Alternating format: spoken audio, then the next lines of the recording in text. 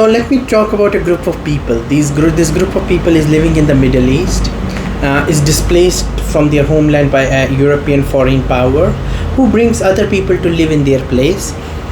They go on and live in countries besides their original homeland, but they have never lost the sense of identification with their homeland. They really think that they have a moral right and they really aspire to go back. Also because their homeland contains some sites which they consider religiously sacred. So who am I talking about? I could be talking about Jews 2000 years ago, or I could be talking about Palestinians 50 years ago. It's interesting because both the narrative of Zionism and Palestinian nationalism is actually identical. I would say that Zionism is Palestinian nationalism fast forwarded in time, and Palestinian nationalism is Zionism taken 2000 years back. And when you realize that the central narrative about Zionism and Palestinian nationalism is identical, then instead of having the two structures fight with each other, you can easily think of a grand structure of which these two structures form substructures and have an identification with that grand structure, and the conflict would be over.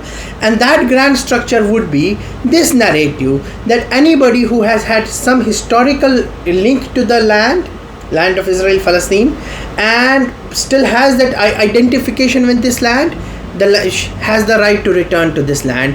So this is really important. This way what would happen is all the Jewish people, they can have, like the Zionists, like Palestinian nationalists can identify and empathize with Zionism, and Zionists can identify and empathize with Palestinian nationalists. I know there would be a lot of practical problems, we can discuss them, but I think this is really important, that fundamentally both these claims are not opposite to each other. They in fact reinforce each other. They can be viewed as subsets of a grand structure, which is a both morally justified structure and a completely fine structure, and that is that anybody who has had any historical association with this land, be it Jews because they have lived there 2000 years ago, or Palestinians because they have been displaced there from 50 years ago, have a right to return to this land.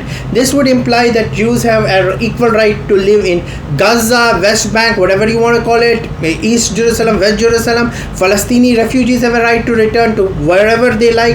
Palestinian refugees can come and live in Tel Aviv, Jews can go and live in Gaza, and everybody should be fine with that, because we should identify with this grand structure. That is, anybody who has had any historical connection to this land, identifies with it, has a law of return, should have a law of return to it.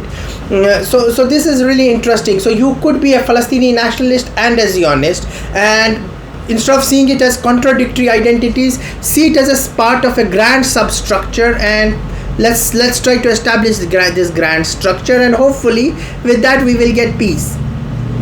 Thank you.